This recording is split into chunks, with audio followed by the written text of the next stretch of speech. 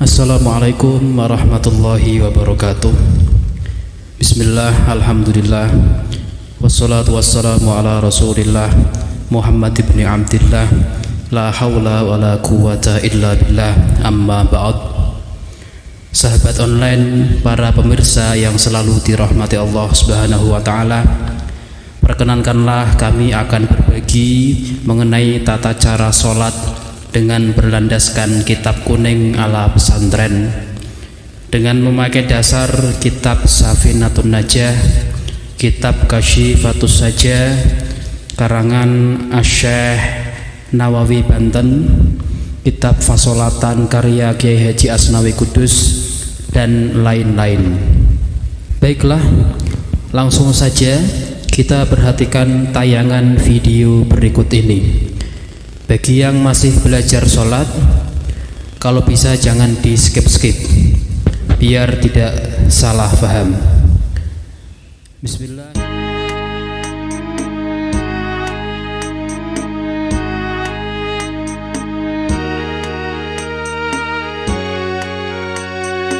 Bismillahirrahmanirrahim.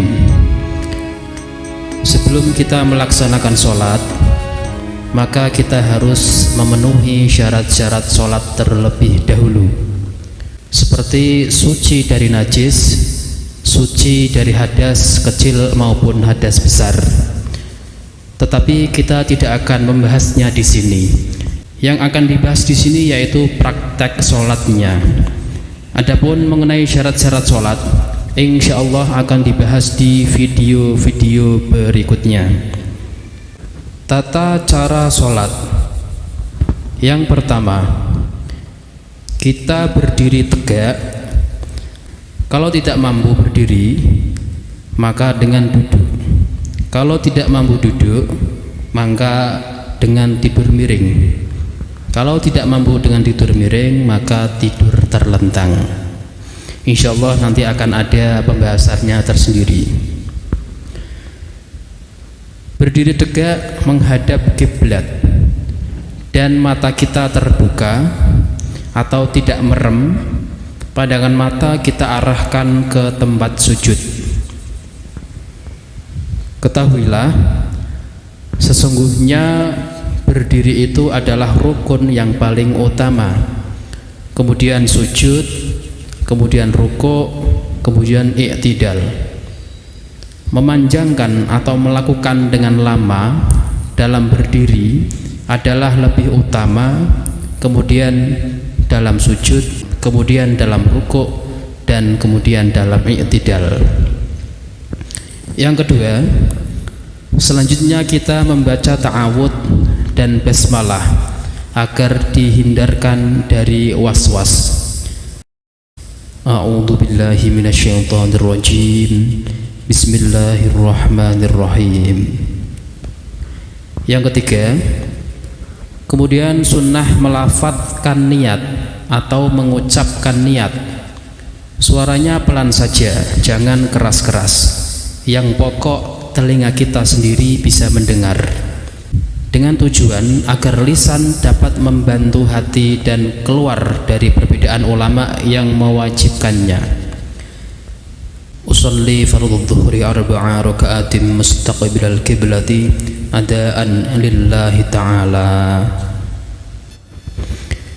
Kemudian niat di dalam hati yang dibarengkan dengan takbiratul ihram dengan mengucap Allahu Akbar.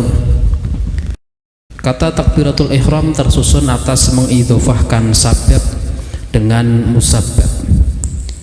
Karena dengan takbiratul ihram, sesuatu yang sebelumnya halal menjadi haram, seperti makan, minum, dan berbicara. Mohon diperhatikan penjelasan. Niat dilakukan dalam hati bersamaan dengan takbiratul ihram. Waktu berniat adalah sejak mengucapkan hamzahnya lafadz Allah dalam takbiratul ihram dan sampai akhirnya huruf ra pada lafadz akbar. Yang dimaksud dengan niat di sini adalah menggambarkan di dalam hati bentuk sholat secara global, disertai bermaksud melakukannya, menyatakan kefarduannya dan menentukan sholatnya, seperti halnya sholat isya. Yang kelima, posisi tangan ketika takbir, tangan diangkat sejajar pundak, terus posisi jari-jari tangan sejajar daun telinga atas dan ibu jari sejajar dengan daun telinga bagian bawah atau tempat anting-anting. Telapak tangan menghadap ke kiblat. 6.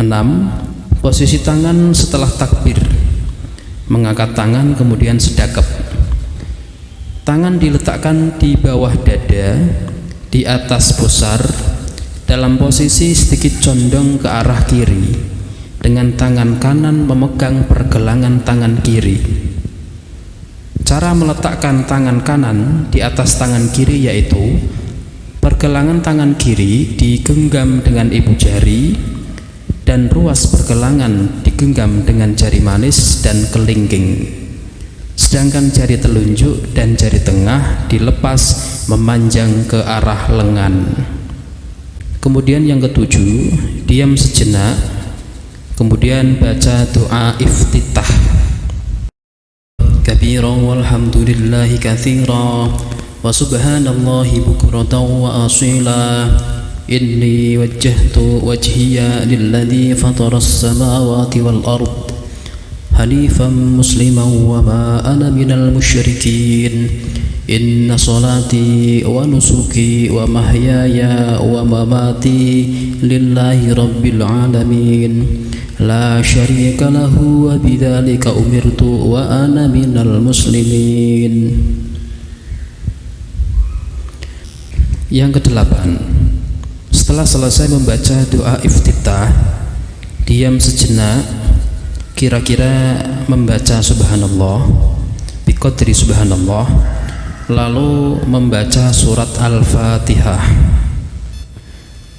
A'udzu billahi minasy syaithanir rajim.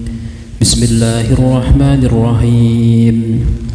Alhamdulillahi rabbil alamin. Ar-Rahmanir Rahim. Maliki yaumiddin. Iyyaka na'budu wa iyyaka nasta'in. Ihdinas siratal mustaqim. Siratal ladzina an'amta 'alaihim ghairil maghdubi 'alaihim waladdallin. Rabbighfirli wa liwalidayya amin. Kemudian membaca surat. Bismillahirrahmanirrahim.